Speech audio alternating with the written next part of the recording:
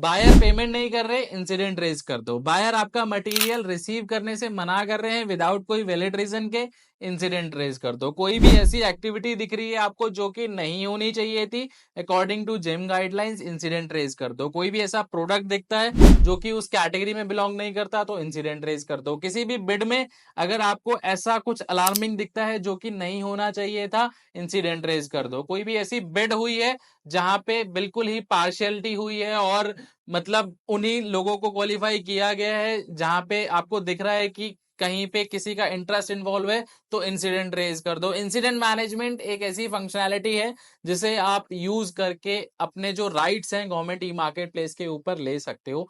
आज तक इंसिडेंट को ना लोग इसीलिए जानते हैं कि भैया आपकी प्रोफाइल ब्लॉक हो जाएगी, बट पावर्स आपके पास भी हैं। अगर आपको कुछ भी गलत दिख रहा है गवर्नमेंट ई मार्केट प्लेस के ऊपर या फिर कोई भी गलत चीज आपके साथ हो रही है, तो इंसिडेंट आपके लिए भी है, इंसिडेंट मैनेजमेंट पॉलिसी आपके लिए भी है। आप भी अपनी आवाज उठा सकते हो गवर्नमेंट ई मार्केट प्लेस के ऊपर और जेम टीम को बता सकते हो उन सारी ही एक्टिविटीज के बारे में जो कि नहीं होनी चाहिए थी according to guidelines.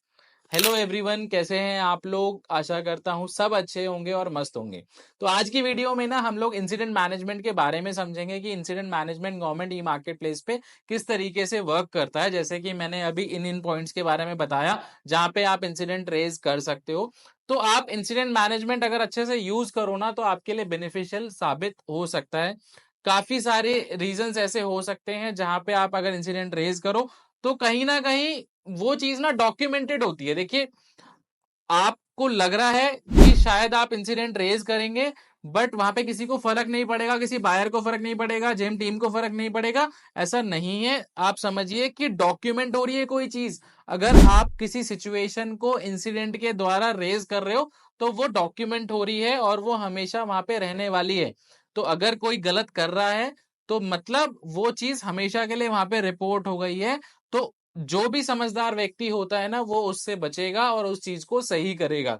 Incident management आप लोगों को एक फंक्शनैलिटी दी गई है जहां पे आप बायर के अगेंस्ट में भी इंसिडेंट रेज कर सकते हो। जो भी आपको ऑर्डर आए हैं उन ऑर्डर्स में अगर आपको लगता है कि आपके साथ कोई गलत व्यवहार या फिर गलत एक्सपीरियंस है आपका या फिर कुछ ऐसी एक्टिविटी आपके साथ हो रही है जो कि नहीं होनी चाहिए आपके अकॉर्डिंग, तो आप इंसिडेंट रेज करके जेम टीम को बता सकते हो। साथ ही साथ आप एक अच्छा काम करना चाहते हो गवर्नमेंट ई मार्केट प्लेस के ऊपर बट आप देखते हो कि कहीं ना कहीं गवर्नमेंट ई मार्केट प्लेस पे ऐसी एक्टिविटीज हो रही है जो कि नहीं होनी चाहिए, तो आप उनको रिपोर्ट कर सकते हो इंसिडेंट के द्वारा। जैसे कि कोई प्रोडक्ट गलत कैटेगरी में अपलोडेड है तो आप उसे रिपोर्ट कर सकते हो। किसी बिड में आपको ऐसा दिख रहा है कि कुछ ऐसी प्रैक्टिसेस हो रही हैं जो नहीं होनी चाहिए तो वो आप रिपोर्ट कर सकते हो। तो कुल मिला के इस टूल को हम लोग समझेंगे, इस फंक्शनैलिटी को हम लोग समझेंगे कि उसका यूज आप किस तरीके से कर सकते हो।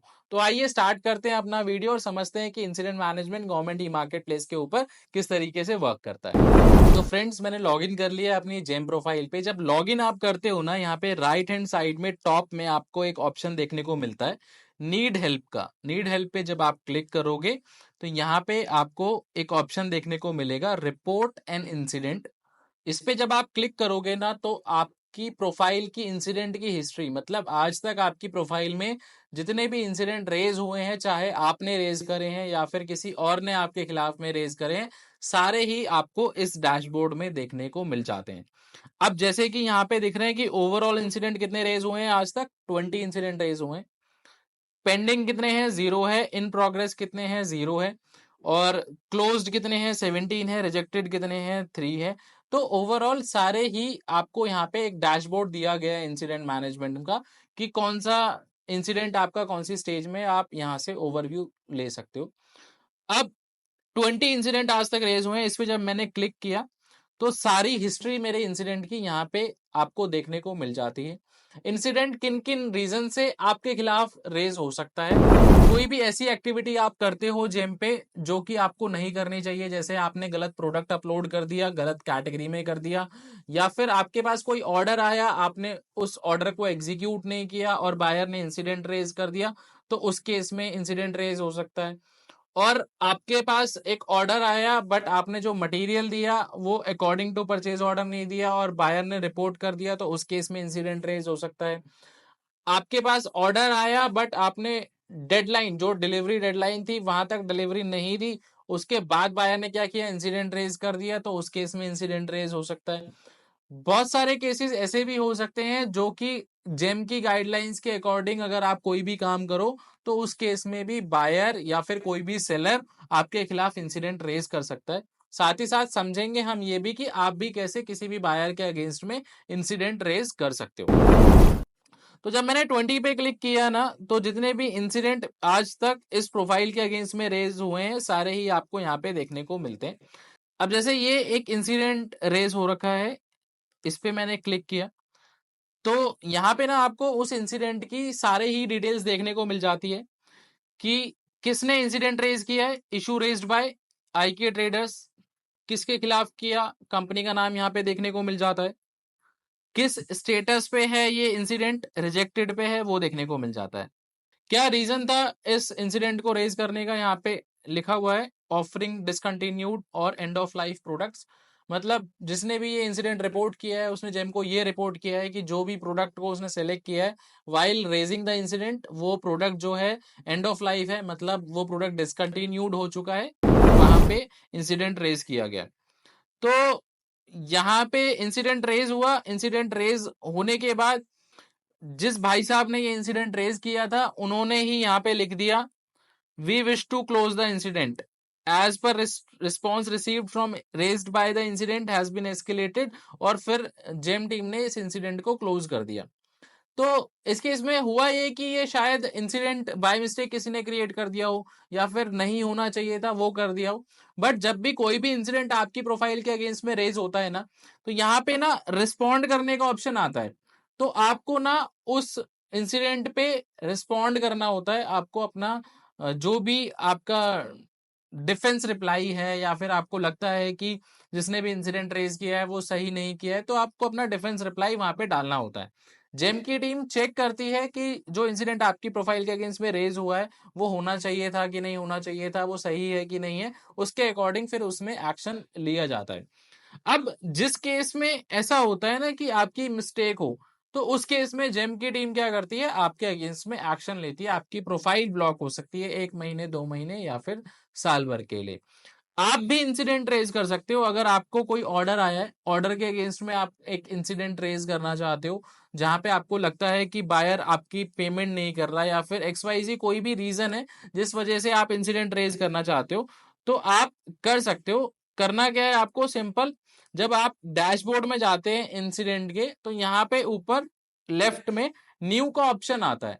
न्यू पे जब आप क्लिक करोगे तो यहाँ पे आपको कॉन्ट्रैक्ट नंबर डालना होगा, जिस भी कॉन्ट्रैक्ट नंबर के अगेंस्ट में, मतलब जो भी ऑर्डर आपके पास आया है उस ऑर्डर नंबर के अगेंस्ट में आप इंसिडेंट रेज करना चाहते हो जिसके भी, वो आपको यहाँ पे ऑर्डर नंबर डालना है।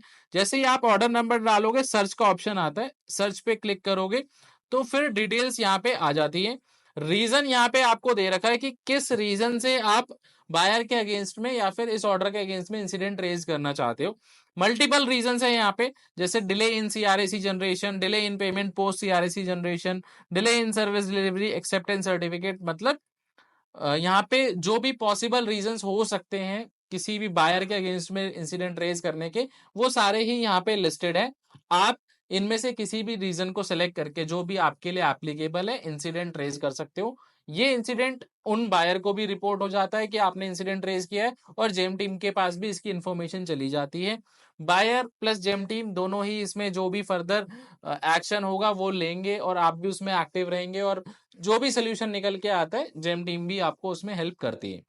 प्लस जितने भी प्रोडक्ट जेम पे अपलोडेड है ना, अगर आपको लगता है कि कोई प्रोडक्ट गलत कैटेगरी में अपलोडेड है या फिर किसी ने सही कैटेगरी में प्रोडक्ट अपलोड नहीं कर रखा, तो आप उसके खिलाफ भी इंसिडेंट रेज कर सकते हो। कोई भी प्रोडक्ट जब आप जेम पे ओपन करते हो ना, हर एक प्रोडक्ट के ऊपर ना इंसिडेंट रेज करने का ऑप्शन आता है। देखिए कोई भी प्रोडक्ट आप ओपन करोगे, किसी भी कैटेगरी का ओपन करोगे, जैसे इस प्रोडक्ट को मैंने ओपन किया, तो यहाँ पे देखिए ऑप्शन आ रहा है रिपोर्ट दिस प्रोडक्ट का। रिपोर्ट दिस प्रोडक्ट का मतलब ये है कि आप इस पे क्लिक करके इंसिडेंट रेज कर सकते हो। अगर आपको लगता है कि ये प्रोडक्ट गलत कैटेगरी में अपलोडेड है, गलत इमेजेस के साथ है, गलत मॉडल नंबर के साथ है, तो उसका आप क्या करोगे, इंसिडेंट रेज कर सकते हो। यहाँ पे जेम टीम को बता सकते हो कि क्या प्रॉब्लम है इस प्रोडक्ट में। यहाँ पे अभी मे बी कोई टेक्निकल एरर की वजह से रीजंस नहीं आ रहे, बट यहाँ पे रीजन आते हैं। आप उसे सेलेक्ट करके जो भी आप ये बताना चाहो बता सकते हो, तो ये इंसिडेंट रेज हो जाता है। प्लस जिसने भी ये प्रोडक्ट अपलोड कर रखा है उनको भी नोटिफाई हो जाता है कि कोई इंसिडेंट उनकी प्रोफाइल में रेज हुआ है। जेम की टीम भी चेक करती है, और अगर वो वाकई में गलत प्रोडक्ट होगा तो उस प्रोडक्ट को हटाया जाता है। प्लस जिसने भी वो प्रोडक्ट अपलोड किया है उसके खिलाफ एक्शन होता है। बट ये सेम चीज आपके लिए भी एप्लीकेबल है कि अगर आपने कोई प्रोडक्ट अपलोड कर रखा है और किसी ने वो नोटिस कर लिया और जेम टीम को रिपोर्ट कर दिया, तो आपकी प्रोफाइल के अगेंस्ट में भी इंसिडेंट रेज हो सकता है। अब हर एक प्रोडक्ट के ऊपर ना, यहाँ पे देखिए, कोई भी प्रोडक्ट जब आप किसी भी कैटेगरी में ओपन करते हो ना, तो वहां पे आपने देखा होगा कई सारे प्रोडक्ट्स के आगे ना ये एक्सक्लामेशन साइन आता है। ये एक्सक्लामेशन साइन ना यही बताता है, उस सेलर की हिस्ट्री बताता है कि वो जो सेलर है पास्ट में कितने टाइम के लिए या फिर कितनी बार सस्पेंड हो चुका है। तो जब आप इस पे क्लिक करते हैं तो यहाँ पे देखिए आपको देखने को मिलेगा उस सेलर की सारी हिस्ट्री देखने को मिलेगी। जैसे यहाँ पे आप देखोगे तो यहाँ पे 194 इंसिडेंट रेज हुए हैं इस पर्टिकुलर सेलर के अगेंस्ट में।